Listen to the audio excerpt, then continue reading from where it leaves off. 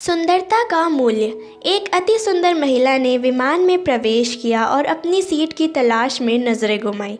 उसने देखा कि उसकी सीट एक ऐसे व्यक्ति के बगल में है जिसके दोनों हाथ ही नहीं हैं। महिला को उस अपाहिज व्यक्ति के पास बैठने में झिझक हुई। उस सुंदर महिला ने एयर होस्टेस से बोला, मैं इस सीट पर बैठने पर सुविधापूर्वक यात्रा नहीं कर पाऊंगी क्योंकि साथ में सीट पर जो व्यक्ति बैठा हुआ है उसके दोनों हाथ ही नहीं हैं। यह उस सुंदर महिला ने एयर होस्टेस से सीट बदलने हेतु आग्रह किया। असहज हुई एयर होस्टेस ने पूछा, मैम क्या मुझे कारण बता सकती हैं? सुंदर महिला ने जवाब दिया, मैं ऐसे लोगों को पसंद नहीं करती।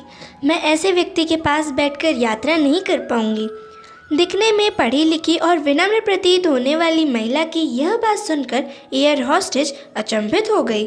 महिला ने एक बार फिर एयर होस्टेस से जोर देकर कहा कि मैं उस सीट पर नहीं बैठ सकती, अतः मुझे कोई दूसरी सीट दे दी जाए। एयर होस्टेस ने खाली सीट की तलाश में चारों ओर नजरें घुमाई पर कोई भी सीट खाली नहीं थी। एयर होस्टेस ने महिला से कहा कि मैडम, इस इकोनॉमी क्लास में कोई सीट खाली नहीं है, किंतु यात्रियों की सुविधा का ध्यान रखना हमारा दायित्व है, अतः मैं विमान के कप्तान से बात करती हूँ। कृपया तब तक थोड़ा धैर्य रखें। ऐसा कहकर एयर होस्टेस कप्तान से बात करने चली गई। कुछ समय बाद लौटने के बाद उसने महिला को बताया, मैडम आपको जो असुविधा हुई उसके लिए बहुत खेद है। इस पूरे विमान में केवल एक सीट खाली है और वह प्रथम श्रेणी में है। मैंने हमारी टीम से बात की है और हमने एक असाधारण निर्णय लिया है। एक यात्री को इकोनॉमी क्लास से प्रथम श्रेणी में भेजने का कार्य हमारी कंपनी के इतिहास में पहली बार हो रहा है।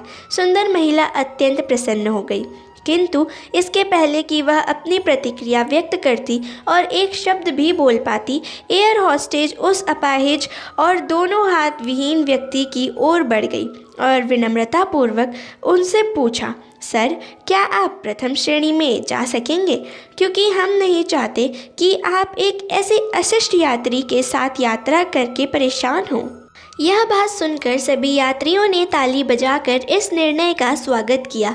वह अति सुंदर दिखने वाली महिला, जो अब शर्म से नजरें ही नहीं उठा पा रही थी, तब उस अपाहिज व्यक्ति ने खड़े होकर कहा, मैं एक भूतपूर्व सैनिक हूँ और मैंने एक ऑपरेशन के दौरान कश्मीर सीमा पर हुए बम विस्फोट में अपने दोनों हाथ खोए थे। सबसे पहले जब मैंने इन देवी जी की चर्चा सुनी तब मैं सोच रहा था कि मैंने भी किन लोगों की सुरक्षा के लिए अपनी जान जोखिम में डाली और अपने हाथ खोए, लेकिन जब आप सभी की प्रतिक्रिया देखी तो अब अपने आप पर गर्व महसूस हो रहा है कि मैंने अपने देश और देशवासियों की खातिर अपने दोनों हाथ खोए। और इतना कहकर वह प्रथम श्रेणी में चले गए। सुंदर महिला पूरी तरह से शर्मिंदा होकर सर झुकाकर सीट पर बैठ गई।